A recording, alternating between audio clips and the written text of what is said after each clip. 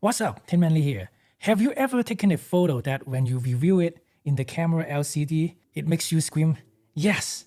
That's how I felt when I took this photo, which ended up on display at the Smithsonian Museum of Natural History. The camera I used to take that photo costs $500 now. Surprised?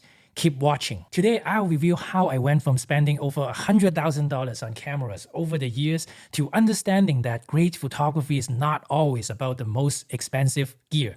We'll be diving into the world of camera across different budgets and cameras that are future-proof for at least a few years. Some of the top contenders are right here now. By the end of this video, you'll be able to cut through the noise of confusing camera specs and choose your perfect companion for snapping breathtaking photos. This video is tailor-made for those of you who love capturing fast-paced action and tackling tricky light conditions with humans, birds, and wildlife. Let's begin. First of all, you don't need the most expensive camera to get good photos. I used the Canon 1D Mark IV for that bear photo I just showed you. That camera is discontinued and you can buy it used online, as I just checked, for about $500. The Canon 1DX, which is one generation newer than the 1D Mark IV, also discontinued, is $700 used. That's what I would recommend if you have a budget of less than $700. Having a top flagship camera that's older is better than a new consumer-grade camera. If budget is no object, I would go for the Sony A1, even though it is already out for 2 years and a new one may be coming soon. It has the fastest autofocus I have ever tried, best for sudden action such as animal doing erratic motion, jumping, running, birds taking flight, and landing. Also, it has a feature called a zebra, where you can immediately see the blown out highlights of your final photo. I talked in depth in the metering video in the link below. Also, it is very lightweight compared to Nikon Z9. A close number 2 is Nikon Z9. It's heavier, a bit better in weather sealing, which is very important when you are out in the wilderness with rain and snow. Currently, the Nikon Z9 is my main camera, even though I have a Sony A1. The reason is that Nikon has a Z400 2.8 lens with an internal 1.4x teleconverter, which is perfect for the wildlife photography I'm doing these days.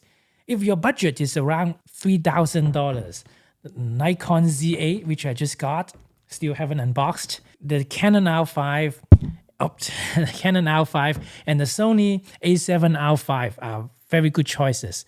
Canon R5 is quite old, while the Z8 is the newest.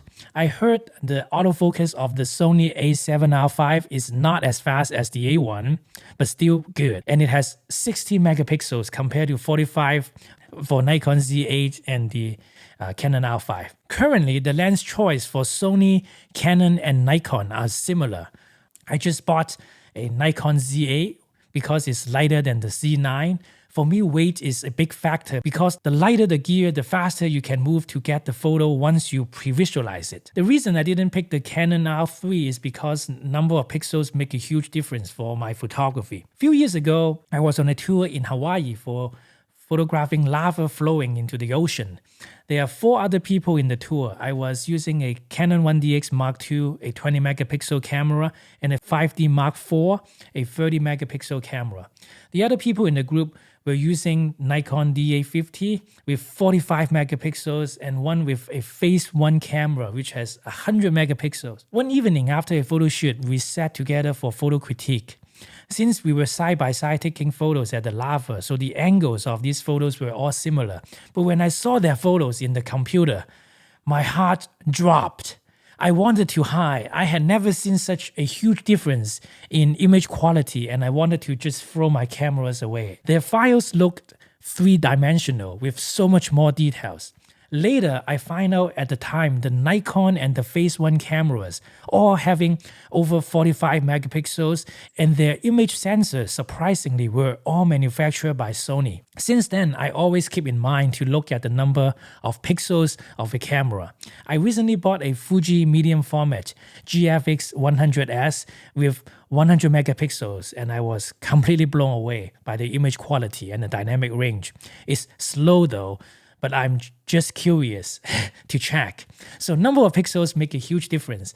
The more, the better, but not as critical as the autofocus speed when you choose a camera. So if your budget is around $1,500, I would pick a used Canon R6. The Nikon Z6 and Z7 II have a much lower capability for eye tracking, as what I heard. So I would go for Canon R6. Get a camera with eye tracking if you want higher keeper rate. When a bird or animal are doing unexpected change of movement, such as taking off, landing, banking, or animal jumping out, DSLR autofocus has a higher chance to miss, but not for eye tracking using mirrorless camera. When I first started using DSLR, I couldn't lock onto the focus of the birds. They are so fast. If you struggle to focus on the bird and wildlife, you either have to practice for years using a DSLR, or it will be instant when you use the eye tracking function in the new mirrorless cameras. After using these features, getting photos like these were effortless, such as this photo of puffin flying. My success ratio of getting sharp photos of puffin in flight rises from 10% to 90% from a Nikon D850, which is a DSLR, to a Sony A1, which is a mirrorless. R6 only has around 20 megapixels. R7 is around that price with 32 megapixels. So why do I choose an R6? Well, because R6 is full frame compared to R7's crop sensor. I was in Yellowstone National Park in winter sharing room with my good friend Donald. After an encounter with a bobcat in -20 near a river called Madison River, we were checking our photos. When he saw mine on my laptop, he said, "Wow, mine isn't that good." I laughed and said, "Come on, you got the same picture." "Not really," he said. "What do you mean?" I asked. He said the difference in image quality was very clear. At the time, I was using a full-frame 1DX, while he was using a Canon 70 Mark II, which has a 1.6 crop factor. The camera manufacturer always tell you the benefit of crop sensor of the cheaper camera models, how they have a better effective focal length because of the 1.5, 1.6 crop factor. So a 300 lens would become a 450mm lens. Well, there is a reason why a crop sensor camera is a lot cheaper than the full frame ones, because the image quality isn't as good. The noise control is not as good. When I switched from a 70 Mark II, which is a crop sensor, to a 1DX, the difference in image quality was quite obvious. So the same reason goes to the micro four thirds cameras such as the Olympus, because the image sensor size is just a lot smaller.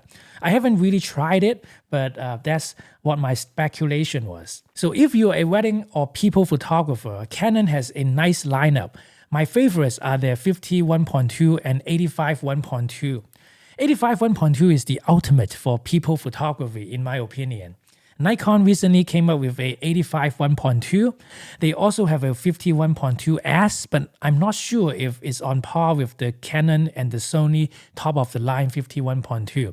Sony only has a 85 1.4, but not a 1.2. So what if your budget is below $1,000? As I mentioned in the beginning, a used Canon 1D Mark IV is around $500 and a 1DX is around $700. Those cameras used to be over $4,000 when new, and it was the flagship camera and is highly capable. I would have told you to get those if the world doesn't have mirrorless cameras yet.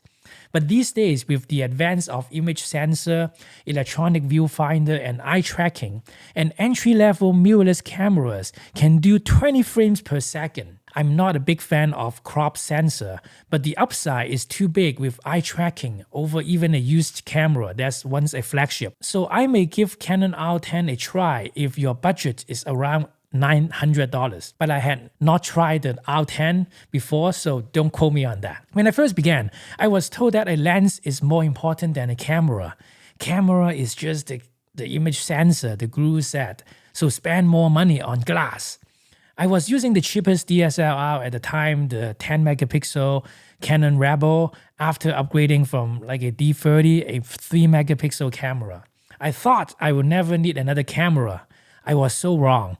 When I just switched to 7D from a 5D Mark II, which was a jump from 4 frames to 8 frames per second. It didn't sound much different, but I realized the autofocus is so much faster, much more responsive. That's when I know the autofocus system is superior, usually with a faster frame rate camera. Not to mention for a lot of action photography such as bird and wildlife photography, or for wedding when the wedding ring is being put on the finger or the kiss. All these key moments last for maybe just 5 seconds for a whole day's waiting. A higher frame rate camera will give you a lot more opportunities for those 5 seconds. For example, 5 multiplied by 20 frames per second is 100 images in 5 seconds, versus if it's a 4 frame per second camera, 5 by 4 is 20 images. What if those images had the eyes closed or the pose of the hands are not good? Imagine a fox jumping. You want to get the moment when the fox was the highest in the sky. High frame rate would make all the difference because the action is faster than human eyes can see. So in summary, when money is no object, my top choice is the Sony A1 followed by the Nikon Z9. Unless you have a Nikon Z400 2.8, I will stick with the Sony A1. And if your budget is around $3,000 to $4,000, I'll go with a Sony A7R5 with a Nikon Z8 as a runner-up. For around $1,500 to $2,000, a used Canon R6. Below $1,000, I would go for a Canon R10 or a used 1DX. If you like this video, you should definitely check out my video on my top mirrorless tips. Let me know in the comments below what's your favorite camera. Remember to subscribe and turn on the notification bell so that you will be notified when I have new videos posted. See you next time.